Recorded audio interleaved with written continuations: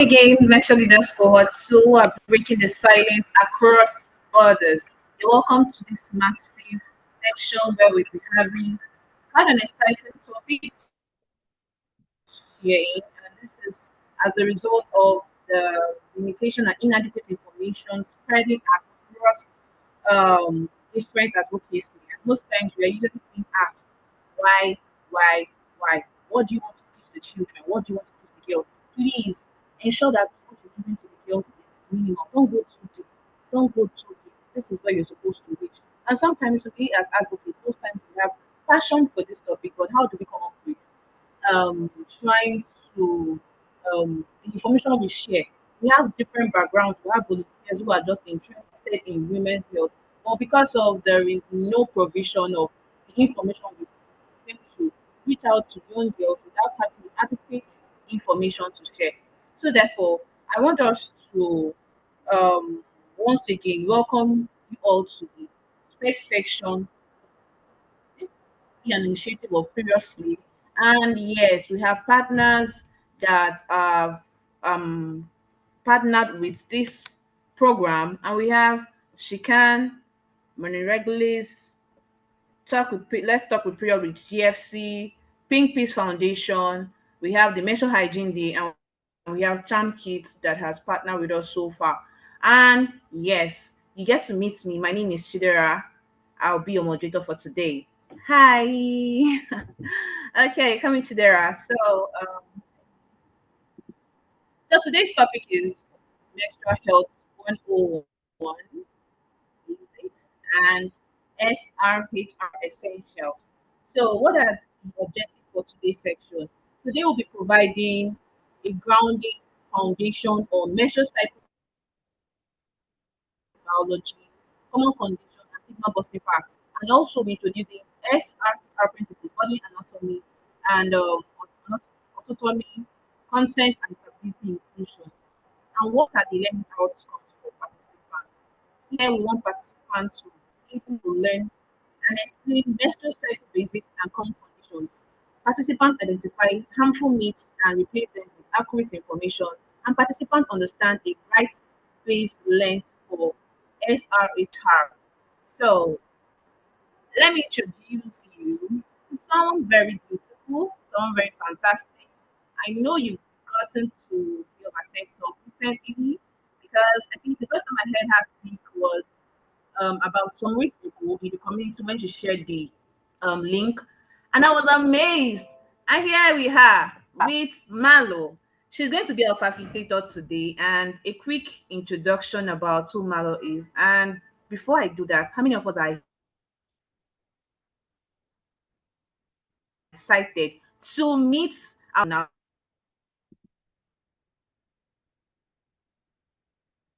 in our midst today? Please do well to share in the chat box.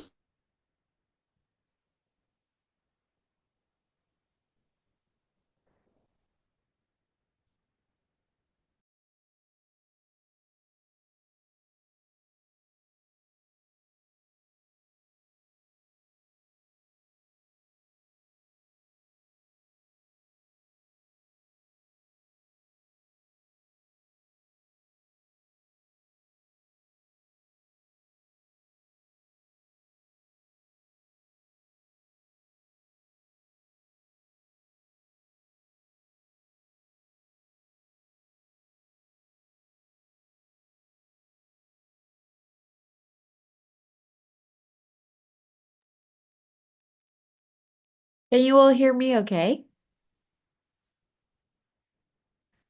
I can only see you, Samson, so your nudge is giving me hope that you can hear me. I see a thumbs up, a few thumbs ups.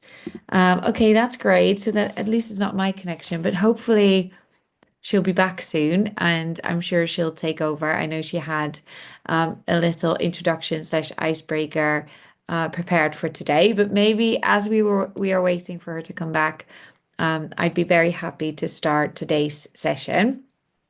First of all, thank you so much for having me. It's great to see so many, I was going to say faces, but mostly names on my screen. But knowing that you're all there and that we're going to have a great hour together. So let me just quickly share my screen because I did prepare a presentation for today. So today we're going to be talking, obviously I'm going to do a quick introduction and talk a little bit about my work with period reality. We'll go over the basics of the menstrual cycle and some common conditions, identify harmful myths and replace them with facts, and understand the SRHR principles around autonomy, consent, and inclusion. I'd love for today to be, oh, there she is. Hello, you're back. Yes, the network from Nigeria can be very, very terrible. All good, no problem. Are we good to just All keep right. Thank you going? very much. Thank you. Okay. Do you want me to Thank pass? you. You can carry on, Malo. Okay, I'll just keep going. You can carry on. Yeah. Thank you. Great. So that is kind of what I hope to cover today. I do want to emphasize right at the beginning that obviously you all have the hands-on experience on the ground. So a lot of what we are going to be talking about today is either facts and biology, or it's through lived experiences from stories and voices that we've heard from around the world, but it doesn't take in any way away from the fact that you know your communities best, and that especially in terms of what you can discuss, how to best break taboos. I know there's a lot more coming in the rest of your curriculum around how to have these conversations, but I do appreciate that. This is always a sensitive topic, especially for a white privileged Western person coming in and talk about this. So it's very context specific, and I do want to just say that I'm aware of that. So with Period Reality, we're a global movement to increase cycle awareness, to promote gender equity through cycle awareness by educating about and advocating for living in sync with your cycle. So we kind of go a little bit beyond the biology of what menstrual health is and what a menstrual cycle is. And we're really looking at how does where you are in your cycle influence how you show up each day. And for those of you who had the opportunity to watch my TEDx talk, you know a little bit about what I mean by that, but we will touch on that today as well. We do this work around the world in hard to reach communities, in schools, in organizations, anywhere where they'll have us, to be honest. So I'm super excited to be introduced to all of you as well. And if there are communities where you would like to add some of our resources into your curriculum or into your lesson plans, we'd love to work with you on that. And we don't have like a one size fits all approach. We would work really with you to make sure that the language that we're using and the curriculum that we're using and the stories that we're sharing fit with the community that you work with. So we have a little refresher on the anatomy. And for that, I do want to make a note that I think once I'm in this presenter screen, I can't see the questions. So maybe that's a question from me to the team, that if anything comes up in the chat that I need to be made aware of, can you please let me know? And on top of that, I would love for this session to be as dynamic and interactive as possible. So if you have any questions throughout, also feel free to unmute yourself and just ask the question, because I think, there's always, at least we'll have a feeling we're all in this classroom learning together, right? Rather than just me talking into this void that is my laptop screen. So just as an anatomy refresher, is there anyone who would like to give this a go? Just to kind of shout out what you see on the screen and what the numbers may represent. Are we a little bit too early on in the presentation for someone to build up the courage to mention some things?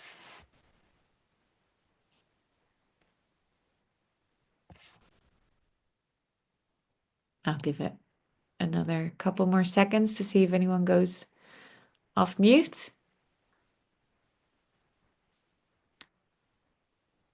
This is the female reproductive system, and you can see here what all the different kind of numbers stand for. So the main thing is the uterus right there in the middle.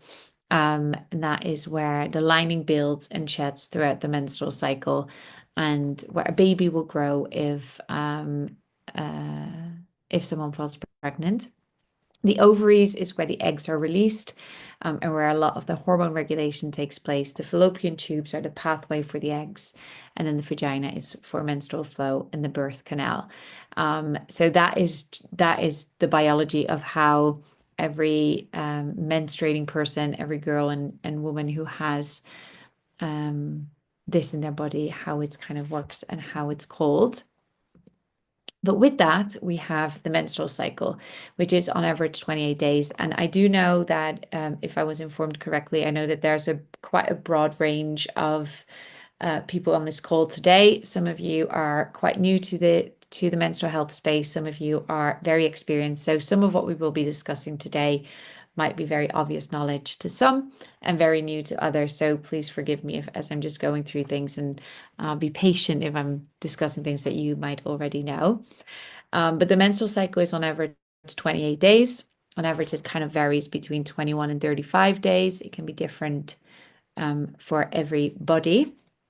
And since every body is unique, we often speak of something that we call the reality rule, which is that the only thing that is true is what is true for you, which makes it very important for people with the menstrual cycle to try and get to know their body in the best way possible so that they know on average how long their cycle is, and to quote unquote what their normal is, right? Because I think a lot of times our normal is what we've been passed down through our families, right? Like whatever was normal for your grandmother might have been normal for your mother, which is what you will be told that is normal. And in some cases, and we will see that when we talk a little bit more about, when your cycle isn't regular, when you have any disruption in your cycle, that you might think it's normal because it was passed down to you, when actually it would be best to kind of check with a GP to see if there's anything going on, because it might not be a healthy cycle.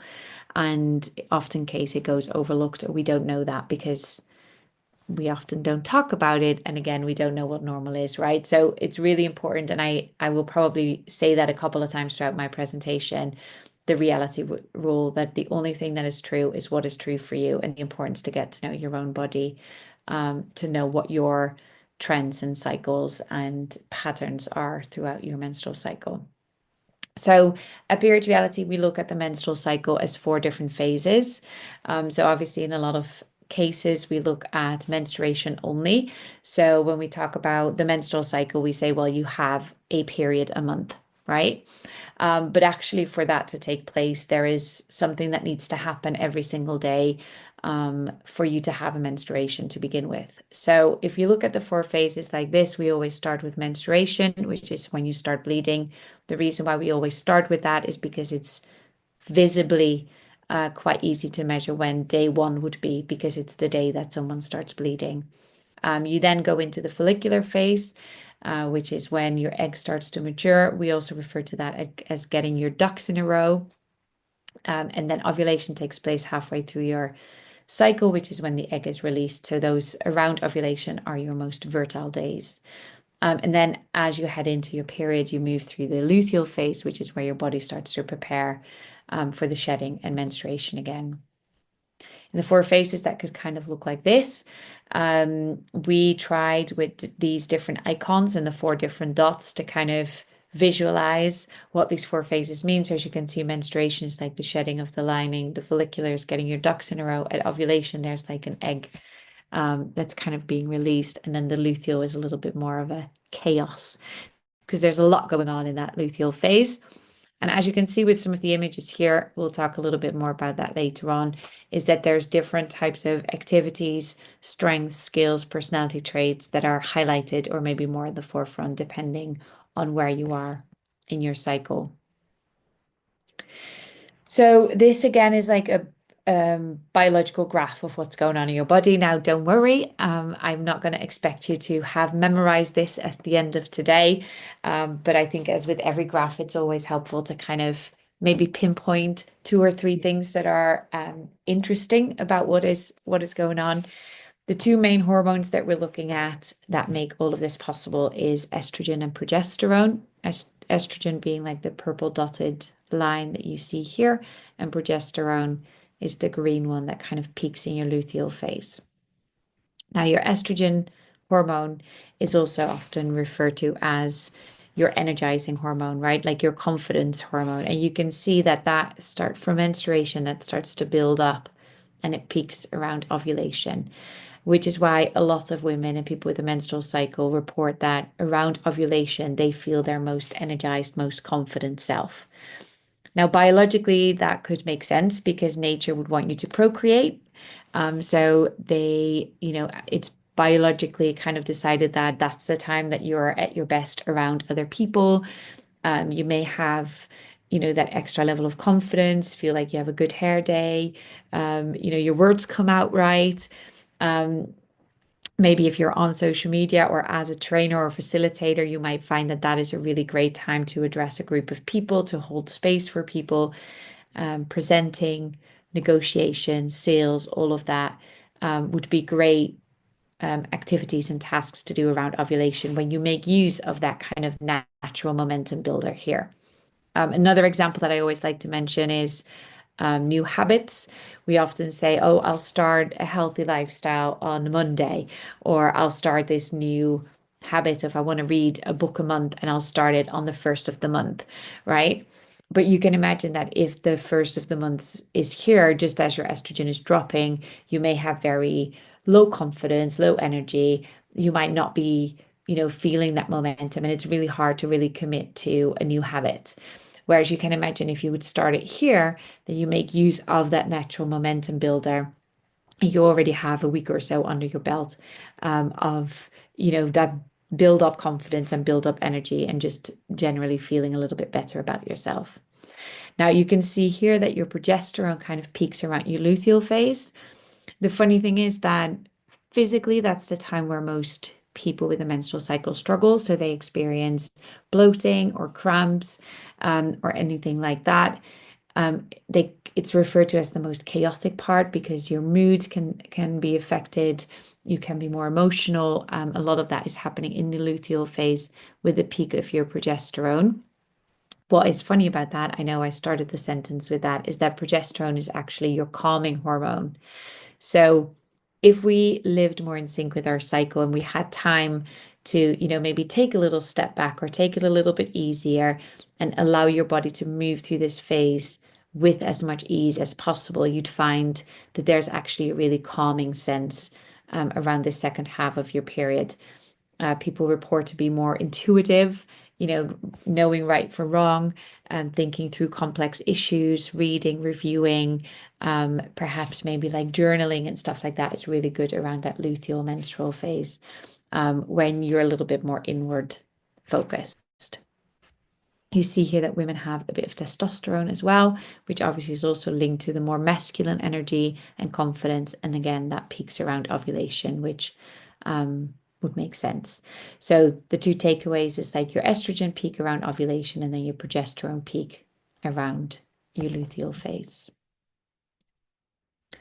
Now, what do these stages look like in the anatomy, right? So in these images, and there's a few as we go through the cycle where you see in red, it's highlighted what we're talking about. So in day 1 to 5, and again, it's really important to emphasize that the only thing that is true is what is true for you. This is taken on averages, but on average, somewhere between day 1 and 5, the lining of the uterus breaks down and passes out of the vagina, and that is known as menstruation or having a period. So it's the lining here within your uterus that is then leaving the body. On day 14, an egg cell is released from the ovary. That is known as ovulation. Again, it's around day 14. If you have a slightly longer or shorter cycle, that's obviously slightly different. And then from day 14 to 28, the egg travels along the oviduct towards the uterus. And the uterus lining is then thickening. As you can see here, it's a slightly thicker red than it was on the image before, waiting for the arrival of the egg to kind of settle, as you can see here. So if fertilization occurs, the fertilized egg implants in the uterus lining, and that is where it will start growing and developing into a little embryo and ultimately a little baby. But obviously, if that does not occur, the uterus lining begins to break down again, and then the cycle repeats. So it'll start to build up again from day 14 onwards, and then if not fertilized, it will break down again. So you can see that here in the thickness of the uterus lining, you can see what happens again on average around these 28 days. So when a period starts, it's still thick, but it's breaking down. That is called your menstruation. And then the uterus lining starts building up and up and up and up until after ovulation, when if the egg is fertilized, it will implant. And if not, the uterus lining breaks down again. So as a little disclaimer, this is explained on a lot of averages and in a person not taking hormonal contraception, and every body is different.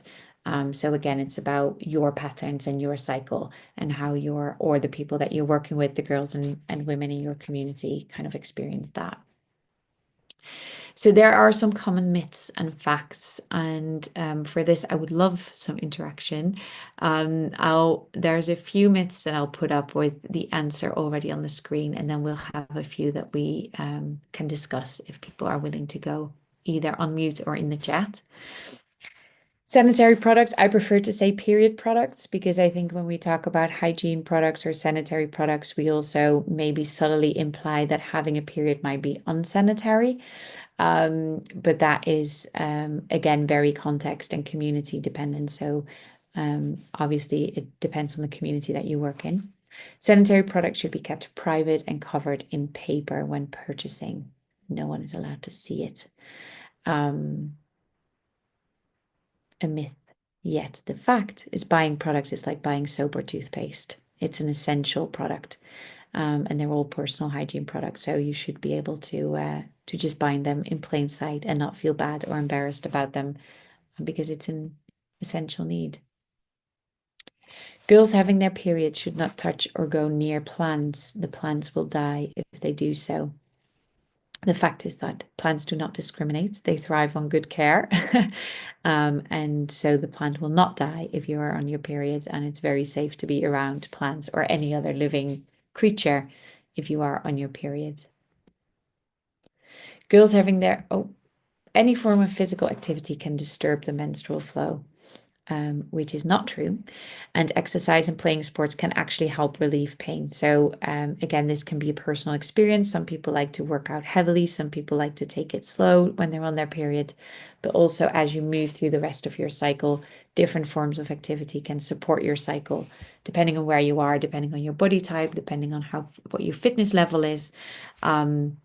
But if you are experiencing pain or cramps, then stretches like yoga or Pilates or just going for a walk could be actually helping to relieve, could be a natural pain relief without needing any medication. A girl should not talk about their periods in public, and if she does so, she will be shamed publicly. I mean, this is always an interesting one, and if people are willing to go off of mute, I'd love to hear from your experiences from the community, because factually, we could argue that this should be a conversation we need to be able to have openly, like you would talk about your hair or your nail varnish or the clothes that you wear. And talking about periods is no different, because it's a very natural part of biology. Yet we know that that is not true in most communities. And there's obviously different communities, and based on where you are geographically and whether you're in the global majority or the global minority, this happens everywhere. And as I said in my introduction, I'm originally from the Netherlands, which I like to think is quite an open-minded country, and still there's a lot of communities even within the Netherlands where we just don't talk about it, and we're taught to shove our period products up our sleeve when we walk to the toilet because no one is allowed to see it. If you are having cramps in the workplace, you don't talk to people about it, you show up. You show up regardless, right? I mean, there was this quote that I feel like I grew up with that said, anything you can do, I can do bleeding. So almost taking pride in saying, well, great that you can run or do this heavy lifting or whatever, but I can even do that on my period, and taking some pride in that, when actually, maybe we shouldn't, and we shouldn't have to, and we're comparing apples and pears. So this one is an interesting one, because wouldn't it be great if we were able to have these conversations openly? And I know the topic of taboo and storytelling is still part of your curriculum to come in next sessions. But it's obviously factually, it's a biological process that we should be able to talk about. There's a few more. Periods are dirty. Again, there's a lot of stigma on that in certain communities. You can't swim or cook or pray, which again is not factually true. Everyone has a 28-day cycle. We've just seen that that's not always the case as well. They can be shorter or longer. And painful periods are normal is partially true, partially untrue, because extremely painful periods are not normal. And if you're experiencing any of those, we recommend that you go and see a GP or a healthcare professional to see if there's any underlying issue that you should be looked after and that someone should support you in. Because I think very often these pains are dismissed, and not only is that affecting a woman's sense of self-worth, it obviously has a lot of other consequences as well of them not being able to participate in society and not feeling that they're being taken seriously by medical professionals.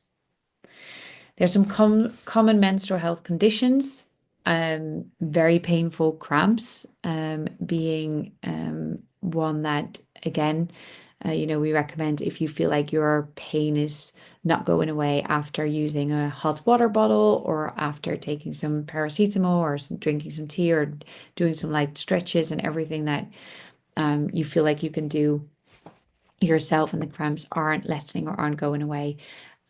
You might have dysmenorrhea, which might need a medical professional to have a look at. Endometriosis, I know there's more and more talk about endometriosis, and rightly so. This means that there's tissue settling in other parts of the body outside of the uterus, which leads to incredible pain and can lead to infertility as well. And the hard thing about this is that the pain can literally show up in like your shoulder. So it takes a long time for GPs and medical professionals to diagnose endometriosis. In the UK, it's on average between 7 and 10 years, which is an incredibly long time. And again, women with pain and even this incredible pain are being dismissed and dismissed and dismissed over. And there's just not a lot that is known about endometriosis and where it can settle in the body and how it shows up. So it can just take an incredibly long time before it's properly diagnosed and therefore before treatment can start. PCOS is hormonal imbalances, can show up as like irregular cycles. So if you have a cycle of 15 days and then one of 35 days and then you go back to 22, there might be an imbalance in your hormones. And again, it might be something that you'd want to flag with your GP. Fibroids, non-cancerous growths, they can sit on your uterus, they can sit, on your female reproductive system and can show up as heavy bleeding, pains as well. And again, if you have them, that would need some medical attention. So don't walk around with that on your own. And anemia, which is very common for people who have heavy bleeding and heavy blood loss. And basically just means that you have an iron deficiency. So you can feel extremely fatigued, low energy, low mood, which then consequently will also affect other parts like, your overall health, hair growth, and things like that. So if you feel, because it's sometimes also hard to say what is heavy bleeding, right? Like, it's not like people go around measuring how much blood they lose. But if you feel like you're losing more blood than what you would consider to be normal or what you consider to be sensible, and you feel extremely tired, then this is something that, with just iron deficiency test or something like that can be picked up on. And again, you would need supplements or things like that to help you with that. So with any of those goes, the underlying message is that the importance of knowing your own body and knowing what's true for you also means that if there are any changes in your cycle or any changes in the length of your cycle or any changes in how much blood you lose, it just helps you advocate for your own health a little bit better.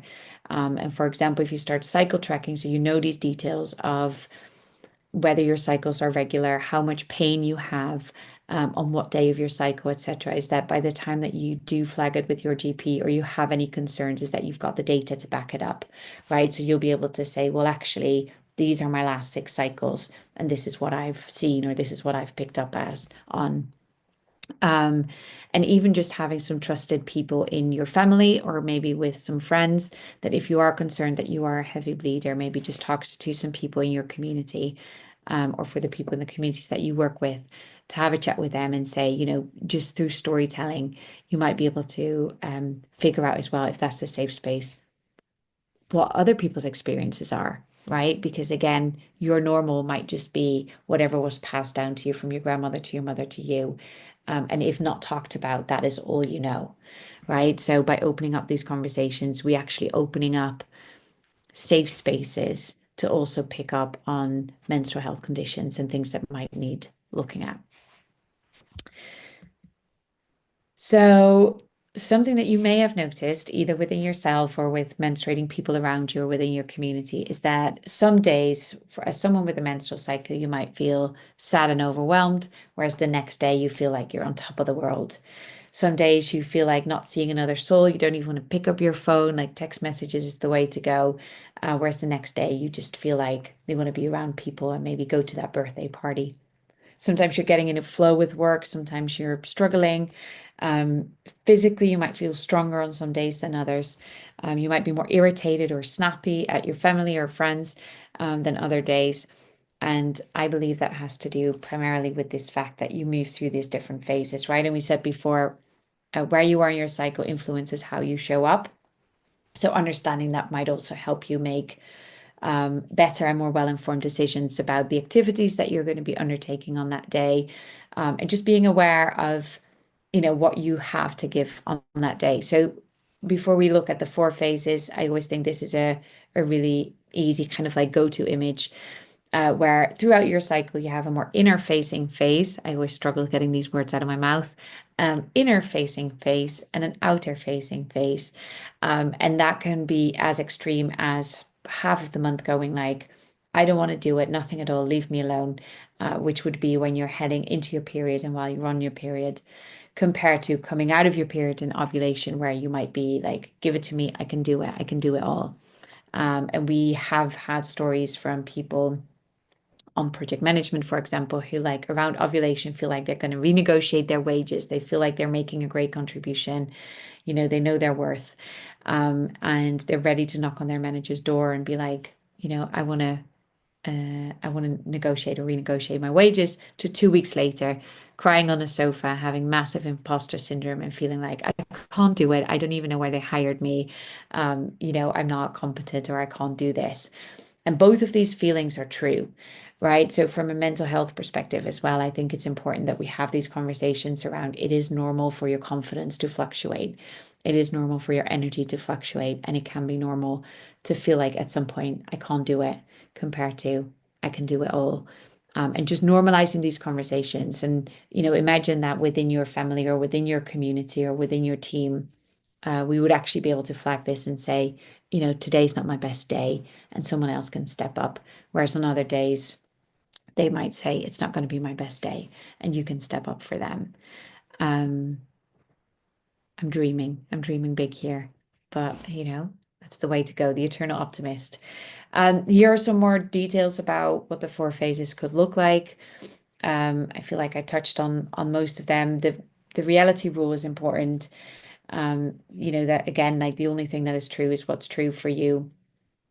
But some kind of key points that might resonate or that you might pick up on in your community is that around menstruation would be a great time for that inner work, the reading, reflecting, reviewing, being in touch with your almost like the ancient wisdom, right? Because none of what I'm saying today is new. We all carry this ancient wisdom with us of, when people were lived much more in line with nature. Um, very intuitively, letting go of new ideas and renewal, that whole idea of like working through that in your reflective phase.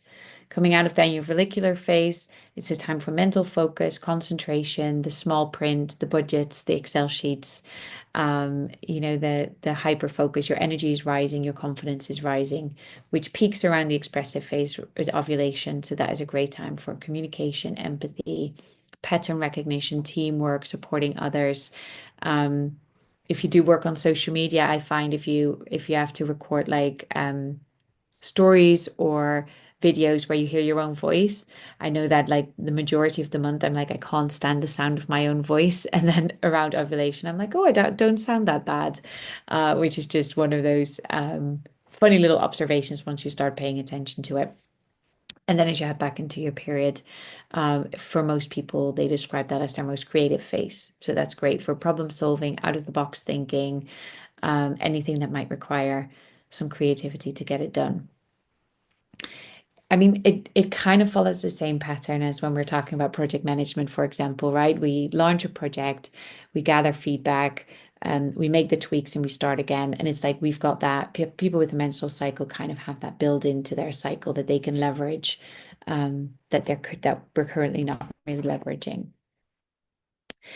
What it means to live in sync with your cycle is just being aware of how your menstrual cycle and how that influence how you show up. And that is through, obviously, there's hormonally, there's a lot happening, but then also that can affect your movement and what you appreciate during different parts of your cycle, the foods that your body might need or crave or are best to kind of support you to move through that phase. And that can impact your lifestyle as well. I'm happy to share some of these slides later on as well if you want to have a closer look at what that could mean. Again, it's not necessarily about the details of what is in this graph because everybody is different. So it will be, you're going to have to like trial and error to see what works for you and how to best support your body through these different phases. But equally, I know for me to help restore that relationship with my body, it's helped me to have some kind of pointers to know what to look out for, right?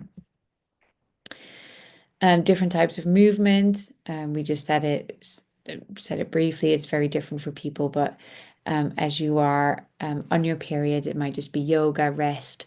As you head into it, it might be more like swimming, walking, some light stuff. Whereas in your follicular phase, you might feel best like with heavy weightlifting, HIIT, cardio, running. All that might be great, but again, it is what is true for you.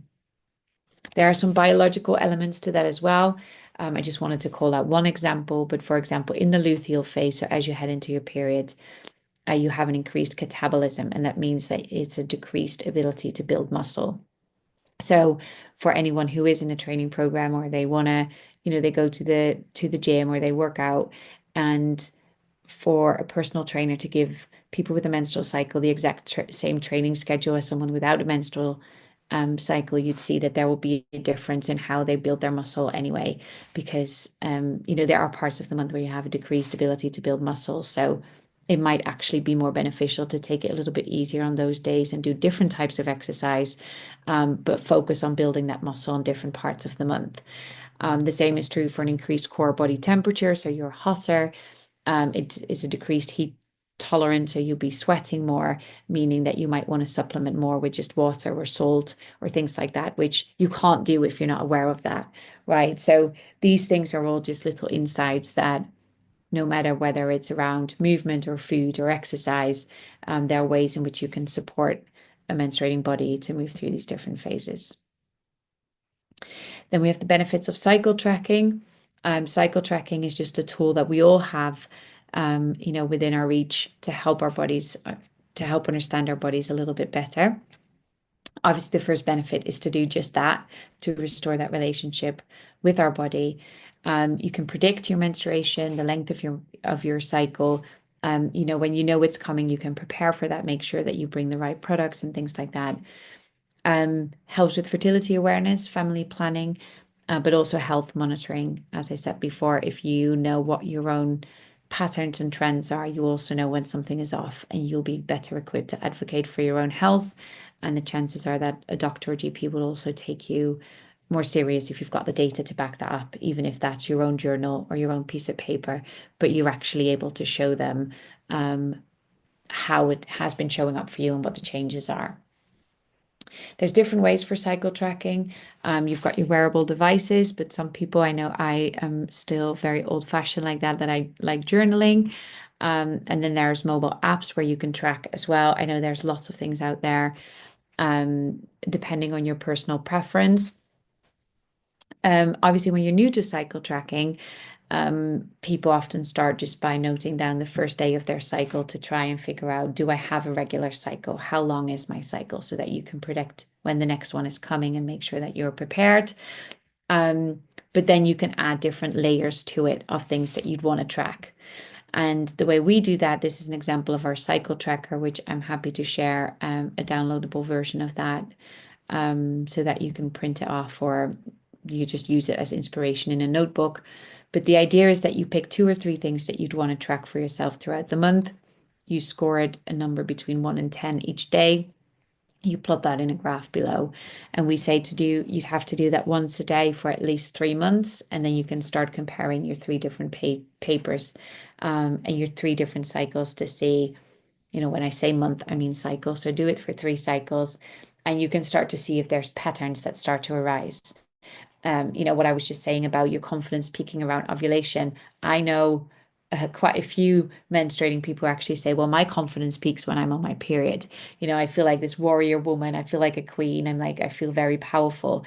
And that is totally fine as well. Like the only thing that the cycle tracker is that it's a tool for you to understand and learn these things about your own cycle, rather than telling you how it's supposed to look or whatever.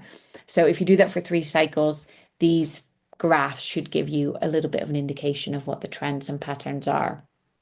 Obviously, you can pick whatever you want up here in terms of what you'd want to track, whether that is your confidence or your happiness or how focused you are or your energy levels, things like that. On top of marking this down, we do always recommend a little bit of journaling around what was going on for you that day, right? Just 1 or 2 sentences, because maybe if you had a very stressful day or you've been traveling or you've been ill, that may have impacted your menstrual cycle. So then when you start to interpret this data after 3 cycles, you have a little bit of context on each of those days of like, oh yeah, well, it dipped there, but that made sense because I wasn't feeling well that day, or I had a big exam coming up or whatever. So why is all of this important? Obviously, the main reason being overall women's health and their quality of life, in so many different ways. And I think I'm preaching to the choir to say that, women's health in general has been under-resourced, underfunded, underappreciated. So, I think it's so important, as you could see in those graphs, like it affects not just the days that you're menstruating, but it affects every single day in your cycle. And with that, your quality of life. So it should be something that we're all aware of. Obviously, if there's any health conditions or any disorders that can lead to absence in work or school, missing classes, not feeling yourself, that can affect your mental health. So obviously the consequences are then quite far-reaching. Stigma delays diagnosis. Like I just said, endometriosis in the UK is around 7 to 10 years. Which feeds into the overall women's health and quality of life, of course. But I think the delayed diagnosis and the fact that so many people with a menstrual health condition are not getting the support they need is a pretty sad statistic. Menstrual health is about dignity, not just about bleeding, because obviously it's also how we manage our cycles and how we manage our periods and how we do that with dignity as a basic human right and not just as like a luxury. And it feeds into gender equity. It's increasing the gap between people with and without a menstrual cycle. If these conditions aren't treated, if we're missing school and work days, if we don't have that dignity, if we are walking around with a low quality of life, low mental health, and so forth. So we are obviously not small men. We operate very differently. So a little bit about sexual and reproductive health and rights. What it stands for means that from a health perspective is that everyone has the right to safe and affordable care and the right to make informed decisions free from stigma or violence.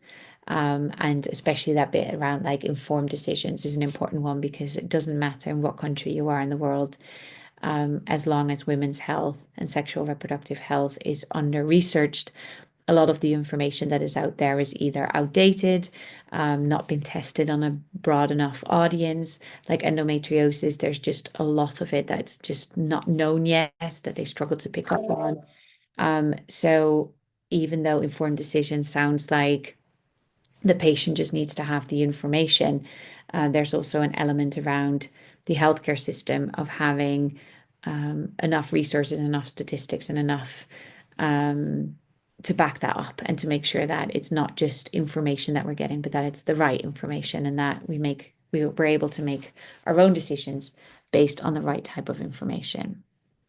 The principles within sexual reproductive health rights are around bodily autonomy, so being able to make our own choices about our own body, well-informed decisions, consent about, the type of care that you receive, the type of support that you might need, and non-discrimination. So that goes back to the non-taboo, the culture, and access to information, products, and healthcare. And those are kind of like the different pillars that are feeding into that.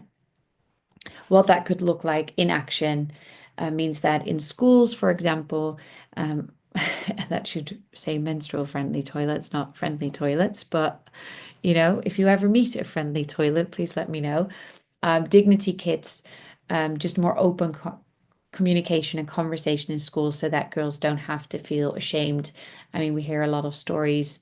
That there's obviously access to products, and making sure that people have the right type of products. And that doesn't just mean that making sure that girls all have a pad, because if they live in a community, or if they don't have the resources to actually have panties or knickers, then the pads just don't help. So there's a really important element around dignity as well, of appreciating the communities that we work in, to make sure that it's not just about giving away as many products as possible, but actually making sure that we focus on that dignity as well, and giving people what they need, rather than like a blanket solution for everyone. In workplaces, that could look like awareness, culture change policies, not just to support menstrual health and menstrual equity, but also, and making sure that products are available, etc. But also, if people are there to take that next step of seeing, okay, can we incorporate some cycle awareness into the workplace as well, so that we're not expected to show up as robots every single day, where we perform the same way, we're just as productive, energetic, happy, all these things every single day, but that we actually are allowed to work a little bit more in flow with our bodies. Or if that's not possible, that we can at least extend some grace and kindness towards ourselves, right? If I've given a presentation when I was ovulating, I might feel like I've smashed it, done really well, feel really good about myself. I do that same presentation 2 weeks later when I'm on my period, and I feel like I mess it up. At least for me to be able to say, you know what, it was never going to be my best day to do a presentation, but I tried my best. I think from a mental health perspective, and the way that we look and view ourselves, is a transformational difference. I find that we are always mentoring people are really good about being very hard on themselves when they're not constantly performing, as they're moving through these phases. And actually that awareness and culture change can feed into that. So within communities, I mean, the same as above, you would have to create safe spaces, safe dialogue, inclusion, not just having this conversation with menstruating people. But it's really good to see today as well that there's both men and women in this conversation, because, this is not a women's issue. And we all need to come together to have these conversations and figure it out together. And from a healthcare perspective, obviously access to care, affordable care, respectful treatment, being taken serious. And, if that means that there are ways for us to be better prepared, so that we can better advocate for ourselves within the healthcare systems, then I think that's something that, we should all be taught from a very young age, from a cycle tracking perspective. Let's just start paying attention to what's going on in our bodies, so that we're better equipped to advocate for better care as well. So as a short activity before we wrap up, I thought maybe in your head or maybe on the chat, you can choose one myth, replace it with a fact, and then suggest one action or takeaway, either within a school or work or within a community that you can take away with you after today. So maybe we can do that in the chat actually, because I feel like I haven't heard many voices yet throughout this session. So maybe just in the chat, choose a myth, replace it with a fact that you've seen within your community or that you've worked with, and then suggest one action that you can take or we can take collectively within a school, work, or community setting to better support menstrual health and menstrual equity. So just a few takeaways. Menstrual health is a combination of biology, dignity, and rights. Myths can do a lot of harm, but facts empower. Sexual reproductive health rights are non-negotiable for equity and gender equity, and cycle awareness can be a tool for that by helping people better understand their own bodies and advocate for their own health. So make sure, I mean, you're already doing the right thing being on this course. Partner and stay in touch with Period Slay Initiative and Period Reality. You can find us on LinkedIn and Instagram. Bring these insights into your communities. Most of our all of our resources are actually free because we want to reach as many people as possible, and we're on a mission to reach 1 billion people by 2030. So we want to bring this into your communities, and like I said before, we want to work with you to make sure that the resources are also in line and fit with the curriculum or the resources that you're currently using. You can reach out to me. My name is Marlou Cornelis on LinkedIn. My email, I don't know why that's not on there anymore, but it's marlou@periodreality.org. And I'm Marlou Cornelis on Instagram. And that's it. Are there anyone who would like to share any of these myths and facts that they've come across, or any other feedback, experience, or questions? I'd love to hear your voice.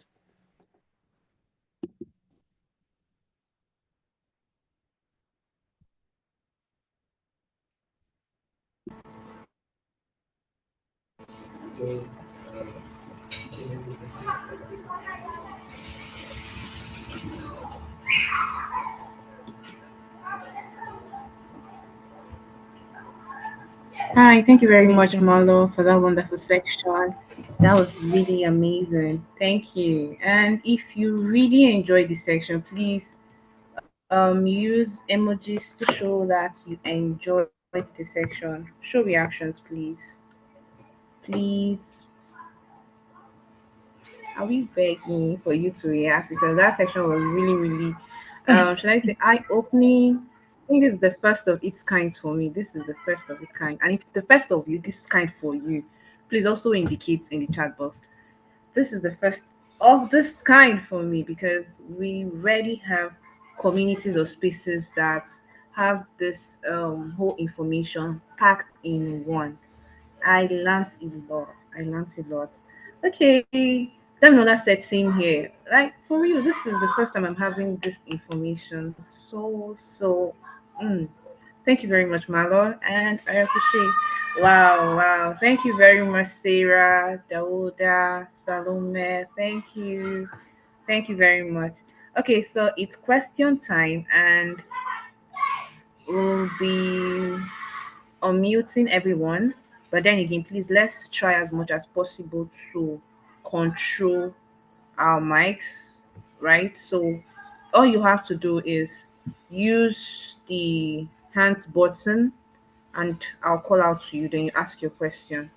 Then once there is no other question, those on the chat box will be read and that will conclude the ask auntie section, which is also our Q&A section for today. So, who will go first? Maria, you wanted to ask question. Well, it wasn't a question, but I wanted to participate in the activity on a myth, a fact, and how you could address that. So, one myth I've been quite aware of is that in some cultures, girls and women are not allowed to cook or enter the kitchen when they're going through their periods. And the fact is that girls and women can cope with no spiritual implications. And a way to address this issue would be to hold awareness meetings with spiritual leaders, engage boys, men, and gatekeepers in our communities and the general public, that being on a period is not something that we should be ashamed of. It's not a punishment. It's biology, it's nature, and it's part of womanhood, I should say. Thank you.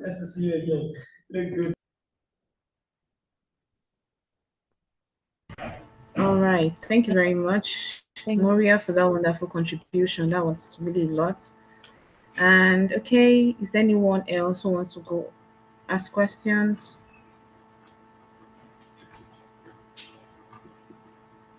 Okay, so I'll be reading some contribution on the chat box while you were having your section, Marlo.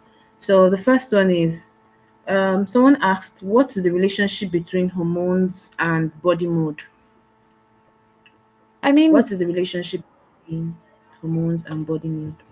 again, like I feel like I should start that by saying that that could be different for everyone, but what we see is that people often experience the lowest mood in their luteal phase. So after ovulation has taken place and as you head back into your period, that's when your mood is most affected because you have that dip in estrogen, meaning that the confidence, energy levels are going down. And I mean, very black and whitely said, that is normally, when we think back hundreds of years ago, that was more the time where women could take it a little bit easier, and they could allow for that time to body move through that phase a little bit easier. And I think a lot of the symptoms that we're experiencing, obviously not when you have an underlying menstrual health condition, but the other symptoms that we're experiencing from whether that's cramps or headaches or low mood or mental health problems around that time is because all that our body wants to do is calm down, yet we force it to show up, every day. And we are in the office at 9 or we're in the community at 9 and we're doing all these things and we don't go home until late. And then we've got, another family to look after, a community to look after, and we've got kids. And so we just keep going and keep going and keep pushing through. And I think if we were able to take a little bit of a step back, I often call it like the slingshot approach of like, sometimes, I don't know if you know these toys, that I used to play with them when I was a kid, that you put like a little, I don't know what you put in, and you pull it back a little bit and then it accelerates forward. And it's like, it won't accelerate forward if I haven't pulled it back a little bit.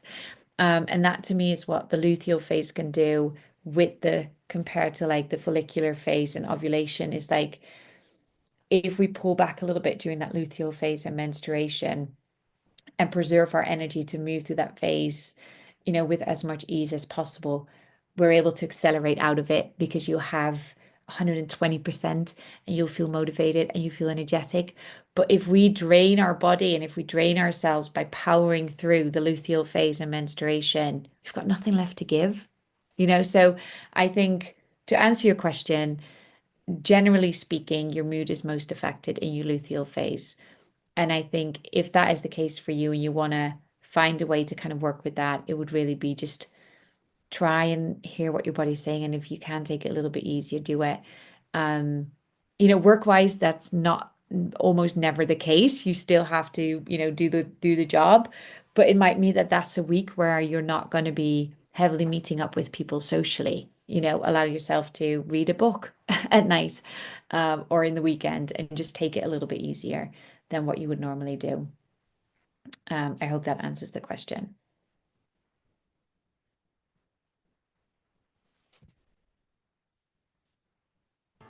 Okay, if that answered your question, please use the reaction box or emoji to.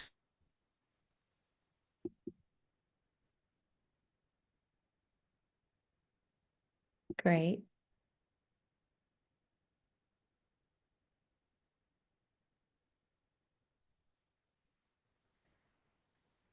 I also saw a comment from Charlie around the myth being only women have periods and periods are genderless. Trans people can have periods and need to be involved in the conversation. I hope that you've picked up on the fact that during my presentation, I tried to refer to people with the menstrual cycle as often as I can. And similarly to, other topics and especially these sensitive and taboo topics in communities. I think by using genderless language, you can't go wrong there because you're not necessarily offending people, but we also appreciate that that in itself is a sensitive topic in certain communities. So just being aware of that, is helping me navigate these conversations.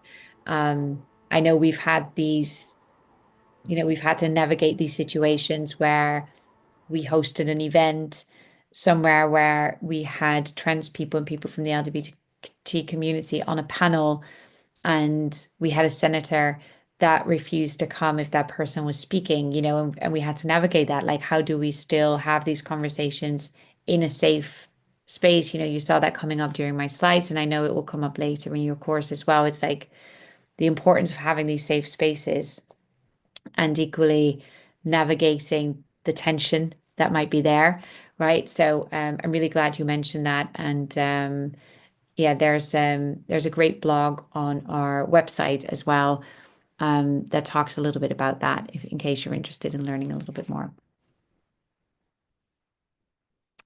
The last myth: using sanitary pads can cause infertility. Yeah, they're safe when used correctly.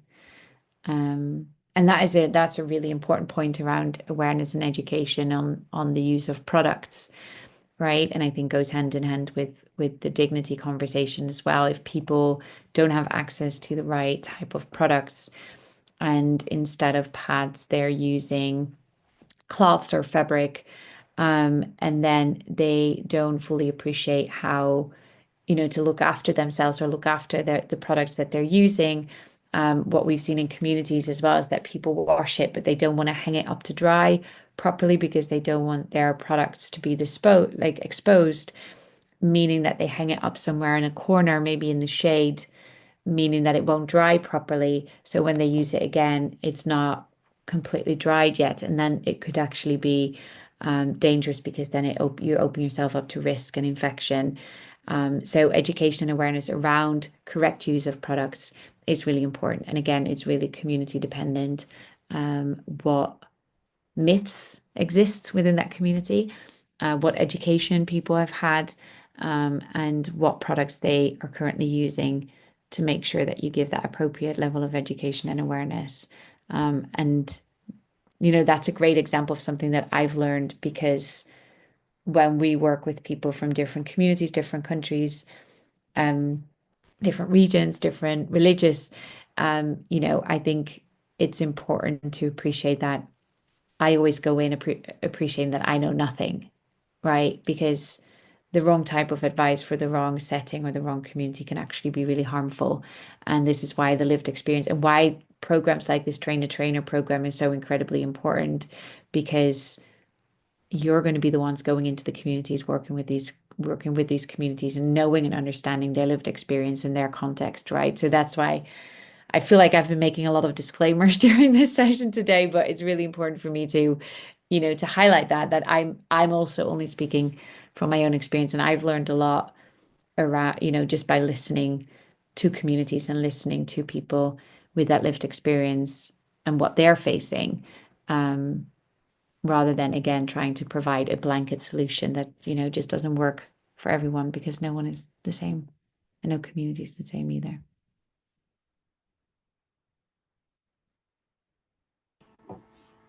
Okay, thank you very much, Malo, for that wonderful contribution. And I want to read out what Maria actually wrote during your section. So she said, "This is so informative. I just want to go out there and share these facts with women and girls in my community." So,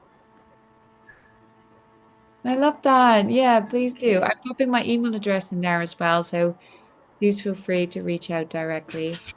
Um, I'd love to stay in touch. Okay, so Taravat said perfect activity. Ogene said um, menstruation is dirty. What I have done to engage community on what is used injury to explain that the bloods are the same is true. Then Taravat again said, of course, for instance, menstrual pain is normal. Menstrual pain is not normal if it impacts badly your lifestyle and body. Then Moria actually also contributed on the myth and facts. He said one myth, girls and women on their period should not cook to avoid spiritual implications. Two, she said girls and women can cook with no spiritual implications.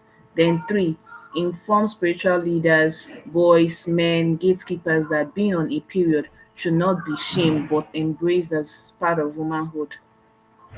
Okay. Okay, so other contributions was Ashira said this was really, really insightful section. And Moria actually said, I've not had such an informative section on periods. Thank you. Ah, Charlie contributed that only women have periods. Facts. Periods are genderless. Trans people can have periods and also need to be involved in the conversation. We should not use so much gendered language and involve everyone in the language.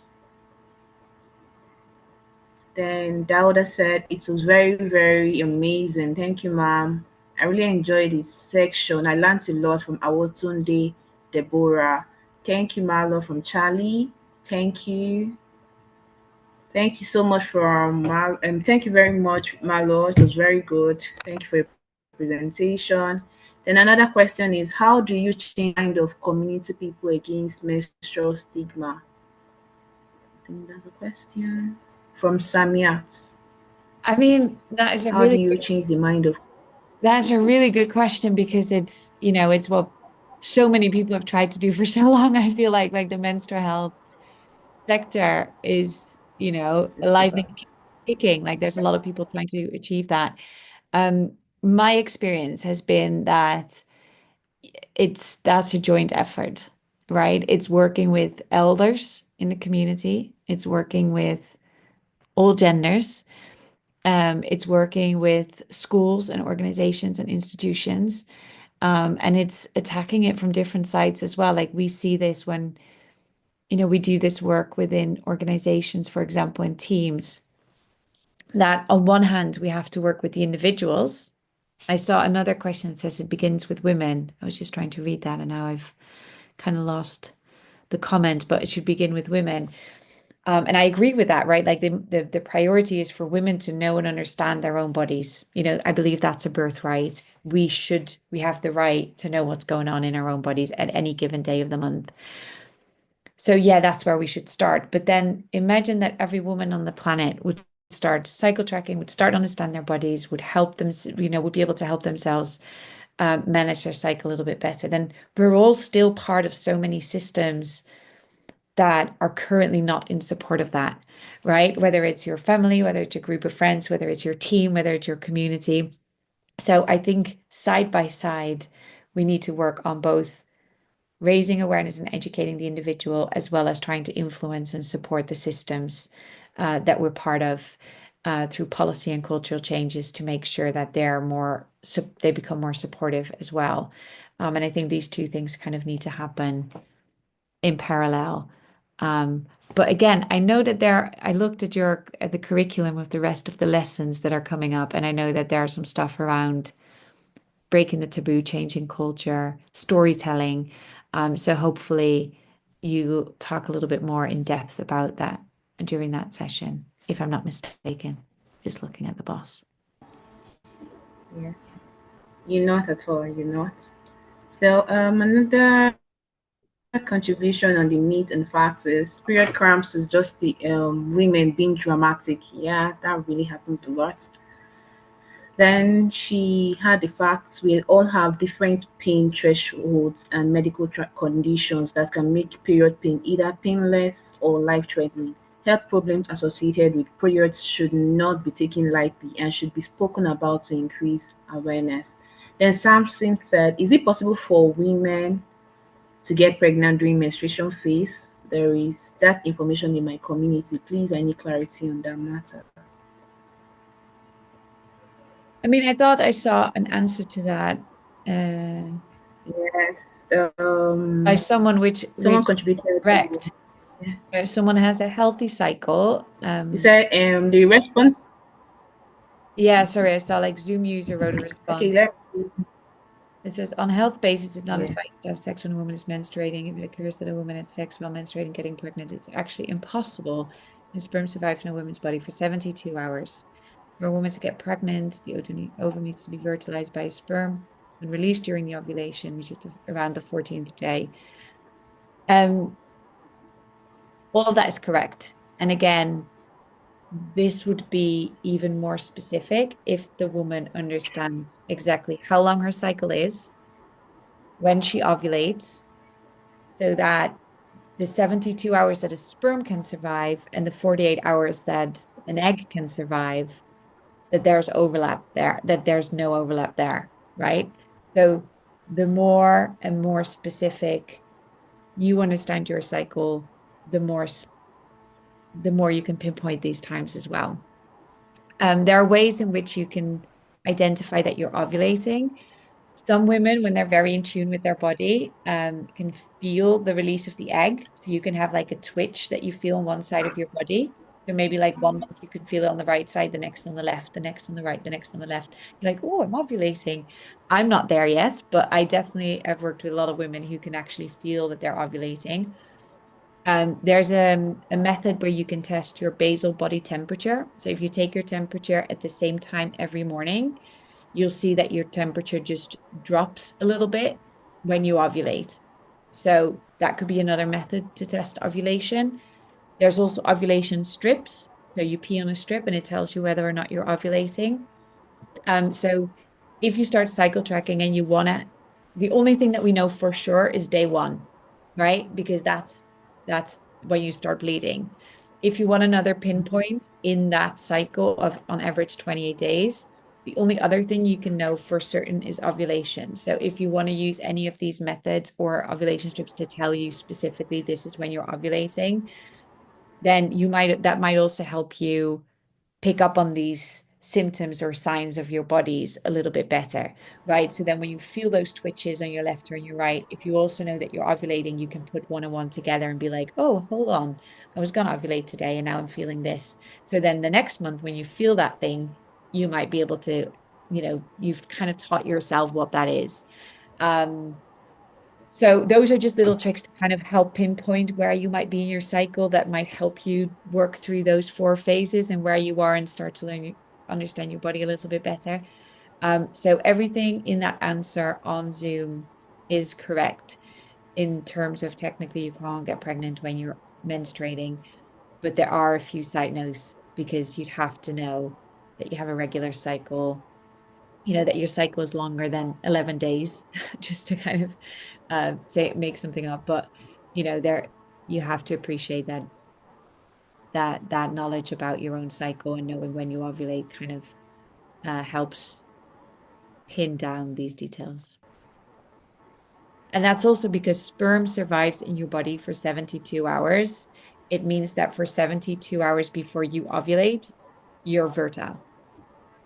Because if the sperm is already in your body, it survives and then you ovulate, that can still be a baby. So that's a lot of, if people don't use contraception, but they use ovulation as a way to family plan and they're trying not to get pregnant, that's an important piece of information because if you're just going off of ovulation, you miss a window in like the 4 days before 4 days before you expect to ovulate, where you might already be fertile.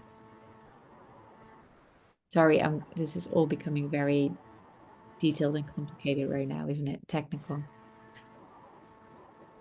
I Okay, hope that was. exactly fine. I think I got a. Then I you think I got a made thumbs some up from kind of Samson. clarifications. Sorry. Yeah,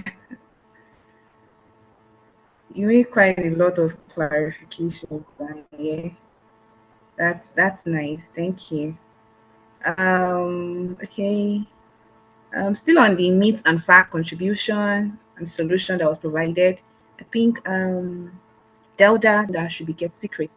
Then she said menstruation is a normal thing. If headache, sleep, pains in the hands can be talked about, then there is nothing shameful about menstruation. Solution, they can talk about their periods openly. That is boosting their confidence level in their periods. Then we can move on.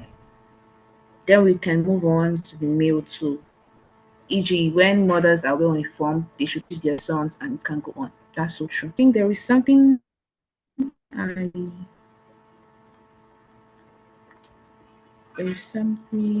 must list. Okay, so here's the last question. So some people Can I say say some? that using pads has negative effects on women. Okay, Sorry, I go was just ahead, say Malu. on Go that, you ahead. to start with women. I worked in a community in Kenya and they did a research which was mind-blowing to me that they asked young men at like early 20s as part of the research to pick up menstrual products, period products, and keep them, don't put them in a bag, just hold them and then walk from point A to B. So maybe from like the shop to a bus stop or whatever. And they were filming them to kind of see what the responses are. And you could see the men confidently walking and holding the products. You could see other men passing by, looking at the products, just minding their own business, not paying attention to it. You could see young women noticing the products and just continue about their day. And then you saw elder women who would approach the men and say, "Here, do you want my scarf? Do you want a bag? Do you want to cover it up?" And that was so mind blowing to me. And to your point, whoever asked that question in the chat about, we need to start with by women because it's so easy to say, oh, it's uncomfortable to talk about because men don't want to talk about these things and men don't want to buy us products and men don't want to support us through this, when actually we're making a lot of assumptions there, right? And in many cases that might be true, but I think as women sometimes we also perpetuate that idea because we don't give men the chance. And actually, obviously, these young men were part of the research, so we don't know how confidently they would have walked around otherwise. But I thought it was very insightful, as Jennifer said, that it was, the older women who were like, "Oh, let's cover you up so that you're not embarrassed," So I think that was, yeah, food for thought. Yeah, that was very, very amusing because that's so true. Because most times we expect men, like we always make the assumption that men, they are not supportive. But then again, you have to face when you see a woman being so biased about talking about it. I think in our onboarding section, someone shared that it was her mother that told her, don't go out for advocacy. That is so embarrassing. So you can imagine woman to woman now, you are telling your Yeah. daughter not to go for advocacy. So most times it's so much on assumptions rather than facts. So please let's take notes while we make those assumptions as well. Yeah. And yes, it's true that we need to also accelerate, create a balance where the advocacy is both for males and females so that there will be a supportive system to help us along the line.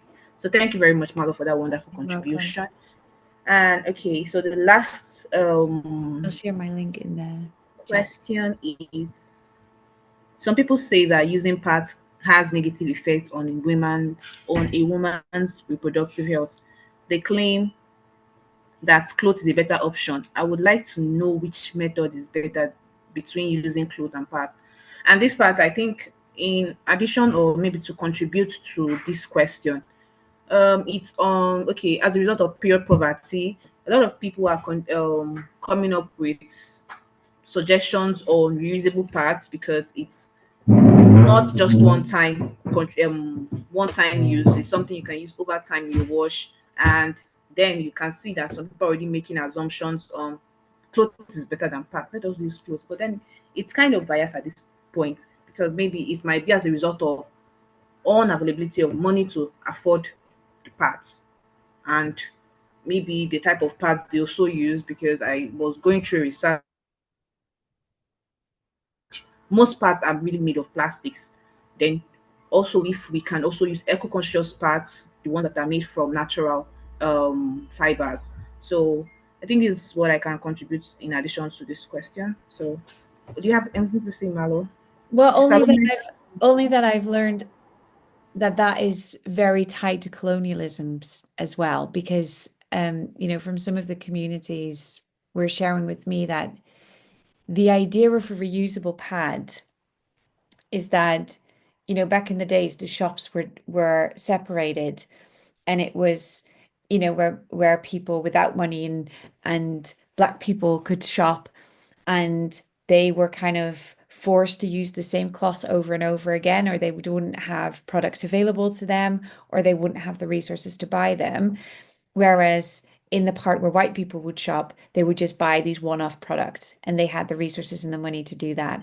So that was seen as like the luxury product, right? So nowadays, when there is these where these one-off products are being distributed, they're being seen as the luxury product. So then for organizations or NGOs to say, well, now we want to introduce these reusable pads, you know, for a lot of communities, that's almost going backwards of like, now we have to use the same thing over and over again. Like we're finally in a position where we can access or afford, or we want to have those pads that is just, you know, we use them and we throw them away. And I think that is a really powerful example of how menstrual health and menstrual equity, why it's such a complex issue, you know, because it's ingrained in, you know, culture and community and traditions and religion and, you know, and all these things on such a deep level.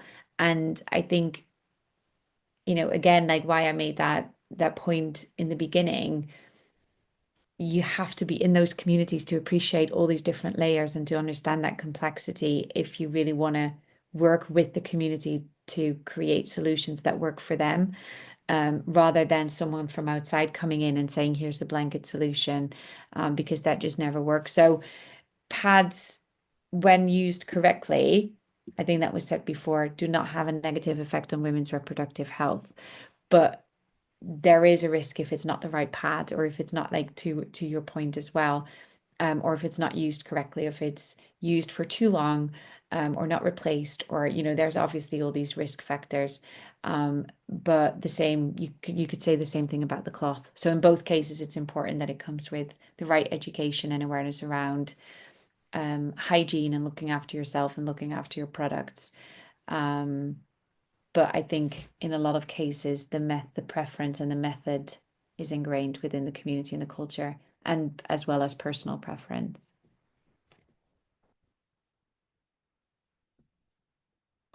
Okay, thank you very much for that contribution. So, Salome, do you want to say something?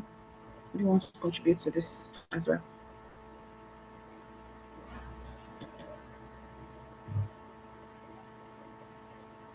Okay. Yes, I just wanted to add a contribution on the type of pads or reusable or disposable.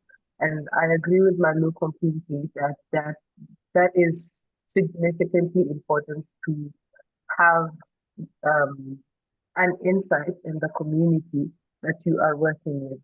Because um, I'll give an example of reusable pads. So, for example, here in South Africa, most reusable pads are still in the same range, in the same price range as um, disposable pads. So it's not that affordable. The affordable ones are the ones that organizations give freely during donation. So now the problem comes when renewing them. No, no, not many people can afford them, especially unserved communities. So not many people can afford to buy the reusable pads. That's the first thing. The second thing is the information around the reusable pads, because we have to remember, especially here in Africa, where we still are trying to fight taboos and stigmas, where hanging your intimate, hanging your panties outside, hanging your pads outside can be seen as taboo because you know you don't want to be bewitched. You don't want people to use your menstrual blood for rituals and things like that. So we have that cultural context around reusable pads. So we still have a lot of work to do, and that's why I'm saying I agree with Malu, because it needs a systematic community on ground um, action where you understand what kind of stigmas are there that you still have to work on and work with, and then that will inform maybe the kind of menstrual products that you want to disseminate in that community. So that's my addition to that. Thank you for you. that.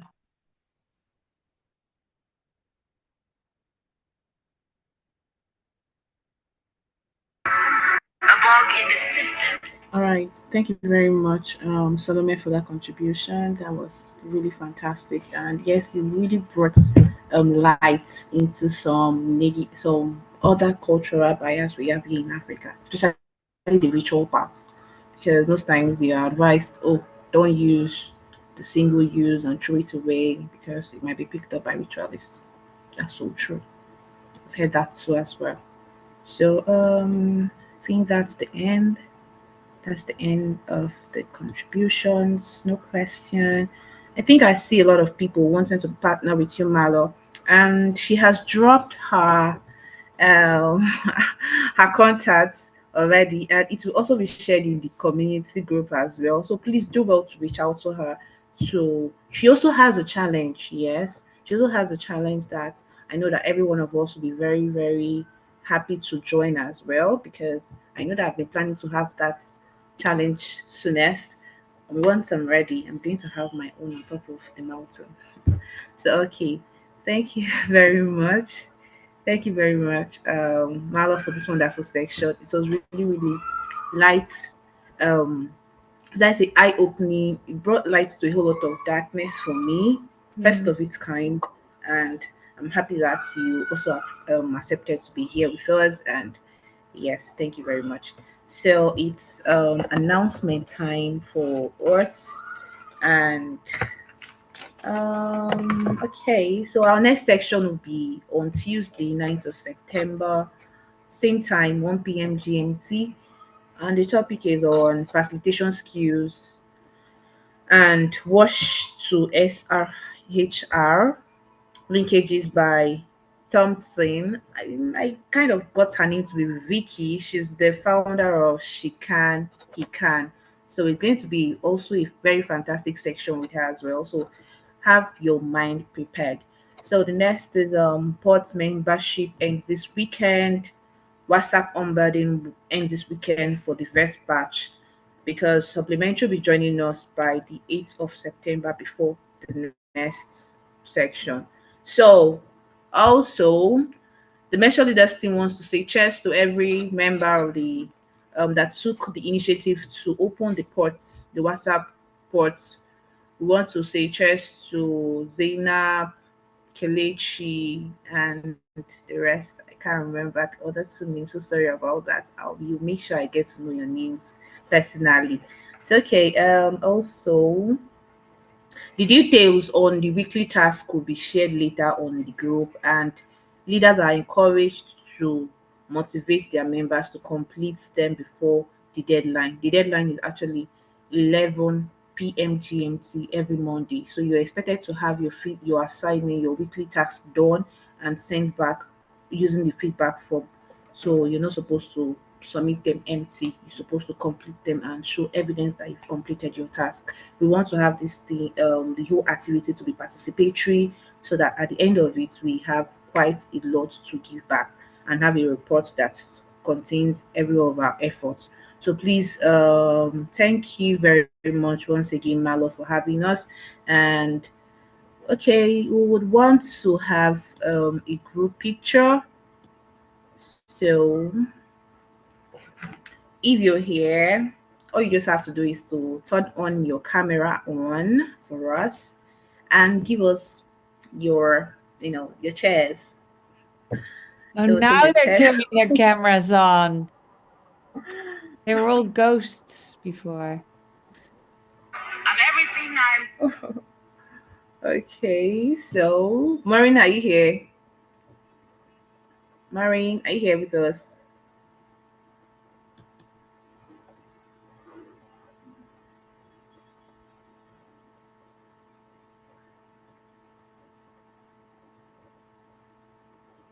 Is she speaking? I can't hear her.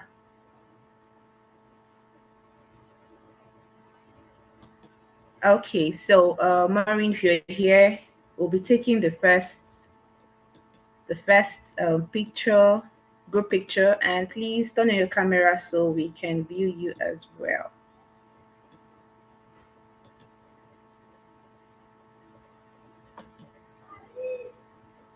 I can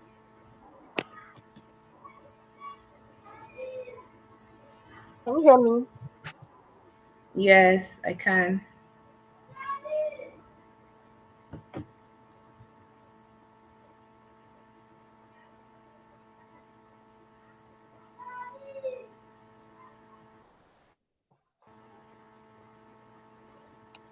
So we're going to be taking it in two badges. So everyone, like I'm not, your cameras are not all on. Some cameras are still closed. So please can we all on our cameras?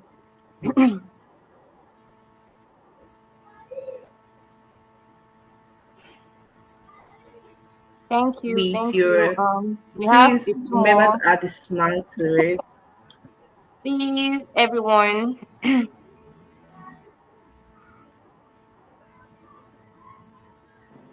So we're going to take this we're going to take it two times. So when I say go, we just give a very bright smile for going to take a screenshot. So in three, in the count of three. So I'll start with one, two, and three. Thank Period. you. Okay, the next one. These our cameras are still there. Are some people, I don't know. Are you hiding? What is going on? Because I still can't Yeah, see camera shy. everyone. Camera shy. Okay. So in three again. One, two, three. Thank you, Period. everyone. All right. Thank you very much. And with that being said, thank you all for joining today's section, and we'll see you on Tuesday, same time, same channel. See you. Bye, Milo. Bye, Muriel. Bye. Bye, Thank you for having Samson, me. again, and Layla. Bye. Bye.